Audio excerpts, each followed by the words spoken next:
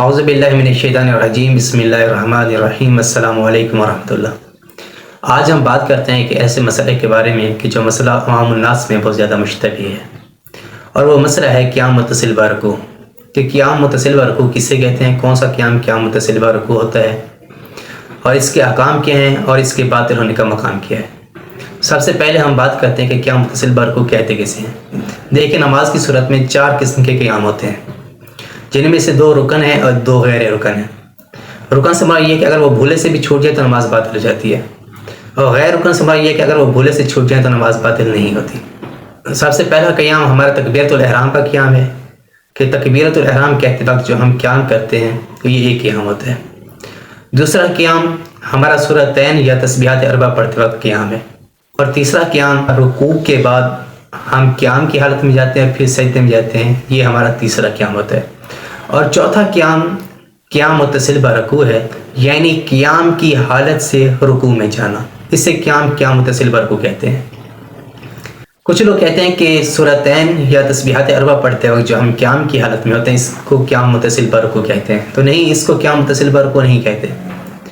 کچھ لوگ کہتے ہیں کہ سورتین یا تسبیحات اربع پڑھنے کے بعد ہمیں تھوڑا ٹائم رکنا ہوتا ہے، اس کے بعد ہمیں رکوع کی حالت میں جانا ہوتا ہے، تو یہ جو ہم تسبیحات اربع یا سورتین پڑھنے کے بعد تھوڑا ٹائم رکتے ہیں اس کو قیام متصل برکوع کہتے ہیں، اس کو بھی قیام متصل برکوع نہیں کہتے۔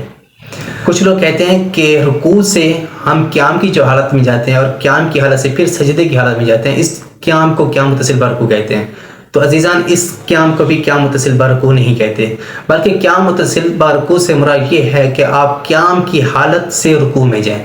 آپ قیام کی حالت سے جس طرح بھی رکوع میں جاتے ہیں آپ کا قیام متصل برکوع ادا ہو جاتا ہے، چاہے آپ ایک سورہ پڑھ کے دوسری سورہ نہ پڑھیں اور رکوع میں چلے جائیں، تب بھی آپ کی نماز قیام متصل برکوع باطل ہونے کی وجہ سے نماز باطل نہیں ہوگی کہ بھی یہاں پر آپ کا قیام متصل برکوع باطل ہو گیا، نہیں، آپ قیام کی حالت سے رکوع میں گئے۔ قیام متصل برکوع سے مراد فقط اتنا ہے کہ آپ قیام کی حالت سے رکوع میں جائیں۔ اب بات آتی ہے کہ اس کا حکم کیا ہے اور یہ باطل کہاں پہ ہوتا ہے۔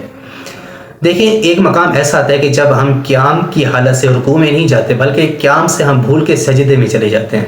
تو وہاں پر اس کا حکم یہ ہوتا ہے کہ ہمارے لیے ضروری ہوتا ہے کہ ہم سجدے سے سیدھا قیام کی حالت میں کھڑے ہوں، قیام متصل برکوع ادا کریں اور اس کے بعد ہم رکوع میں جائیں، کیونکہ اگر ہم سجدے سے سیدھا رکوع میں تھوڑا سا اٹھ کے ہم رکوع میں چلے جاتے ہیں اسی جھکی حالت میں، تو پھر ہمارا قیام متصل برکوع ادا نہیں ہوتا، یعنی کہ ہم قیام کی حالت سے رکوع میں نہیں گئے بلکہ سجدے کی حالت سے ہم رکوع میں گئے ہیں۔ تو وہاں پر ہمارا فریضہ یہ ہوتا ہے کہ ہم سجدے سے سیدھا رکوع میں نہ جائیں بلکہ سجدے کی حالت سے اٹھیں، قیام کریں، قیام سے پھر ہم رکوع میں جائیں، یہاں پر ہمارا قیام متصل برکوع ادا ہوتا ہے۔ ہاں، اگر ہم سجدے کی حالت سے سیدھا رکوع میں چلے جاتے ہیں، قیام انجام نہیں دیتے،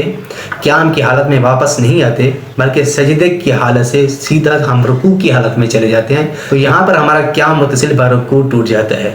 یعنی ہمارا قیام متصل برکوع باطل ہو جاتا ہے، اور جس کی وجہ سے ہماری نماز باطل ہو جاتی ہے۔ اور ہاں، 2 قیام رکن ہیں،